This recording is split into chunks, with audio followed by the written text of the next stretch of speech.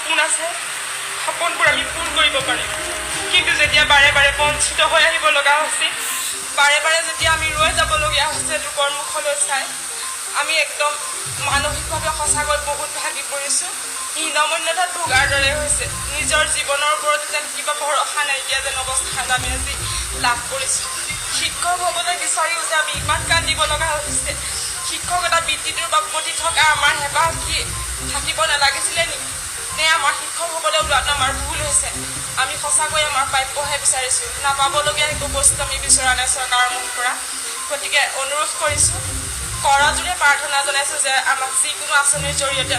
নিযুক্তি প্ৰদান কৰি আমাৰ ঘৰখন তথা আমাৰ জীৱনটো সুখেৰে জীয়াই থাকিবলৈ আমাক প্ৰেৰণা দিয়ে চৰকাৰে যেন জীয়াই থকাৰ আমাৰ হেঁপাহখন হেৰুৱাই নেপেলায় এয়ে মোৰ ক'বলগীয়াখিনি কৈছোঁ এতিয়ালৈকে 12ৰ পৰা 16,000ৰ ভিতৰত প্ৰাৰ্থী থাকি গৈছে কিন্তু যেহেতুকে হাইস্কুল আৰু হায়াৰ ছেকেণ্ডাৰী বিজ্ঞাপন অলৰেডি প্ৰকাশ পাইছে যদি হাইস্কুল আৰু হায়াৰ ছেকেণ্ডাৰী বিজ্ঞাপনত ৰিক্ৰুটমেণ্ট হৈ যায় তেতিয়াহ'লে তাৰ পৰাও আমাৰ কেণ্ডিডেট গুচি যাব গতিকে এপ্ৰক্সিমেটলি 13,000 to 14,000 আমাৰ কেণ্ডিডেট বাকী আছে গতিকে এই যিটো নেকি কম সংখ্যক প্ৰাৰ্থী আমি বঞ্চিত হৈ গৈছে থাকি গৈছোঁ গতিকে আমাৰ কাৰণে এটা বিশেষ আঁচনিৰ জৰিয়তে আমাক সংস্থাপনৰ ব্যৱস্থা কৰি দিয়ক আৰু যিটো নেকি বিজ্ঞাপন দেখিবলৈ পাইছোঁ যোৱাকালিৰ বিজ্ঞাপন সেইটো দেখি আমি খুব মৰ্মান্তিত হৈছোঁ আমি খুব দুখ পাইছোঁ খুব বেদনা পাইছোঁ যে আজিলৈকে জীৱনত এনেকুৱা এটা বিজ্ঞাপন দেখিবলৈ পোৱা নাই যিটো নেকি পৰীক্ষা হোৱাই নাই পৰীক্ষা ভৱিষ্যতে হ'ব কিন্তু তেওঁলোকৰ কাৰণে মানে পোষ্ট ৰিজাৰ্ভেশ্যন কৰা লেখীয়া হৈ গৈছে আমি অলৰেডি পাছ কৰি বঞ্চিত হৈ থাকিছোঁ কান্দিছোঁ গম পাইছেনে ঘৰখন কেনেকৈ চলাইছোঁ আমি নিজেই ক'ব নোৱাৰোঁ এতিয়াতো আমি কি হৈছে মানে নিজকে ক'ত আছোঁ কি কৰি আছোঁ তেনেকুৱা এটা মানে টেনশ্যন এটা হৈ গৈছে যে নিজকে চম্ভালি ল'বলৈ আমাক মানে অসুবিধা হৈ আছে তাৰ মাজত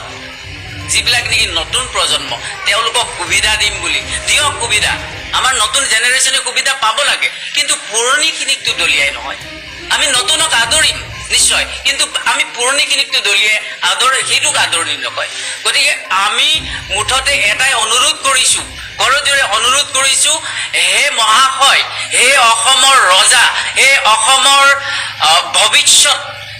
আমি আমাৰ মুখ্যমন্ত্ৰী ডাঙৰীয়াক অসমৰ তথা ভাৰতবৰ্ষৰ ভৱিষ্যত বুলি ভাবিছোঁ যিহেতুকে আমি তেখেতক কেৱল অসমৰ মুখ্যমন্ত্ৰী নহয় তেওঁ যেন এদিন আমাৰ ভাৰতৰ প্ৰধানমন্ত্ৰী হৈ অসমৰ নাম অসমবাসীৰ কাৰণে কঢ়িয়াই আনিব তেনেকুৱা এটা সপোন আমি তেখেতসকলৰ ওপৰত ৰাখোঁ গতিকে সেই বিশ্বাস সেই আমাৰ আশ্বাস সেই আমাৰ সপোন যাতে দিঠকত পৰিণত কৰি দিয়ে সেইটোৱে আমাৰ মুখ্যমন্ত্ৰী তথা আমাৰ শিক্ষামন্ত্ৰী ডাঙৰীয়ালৈ অনুৰোধ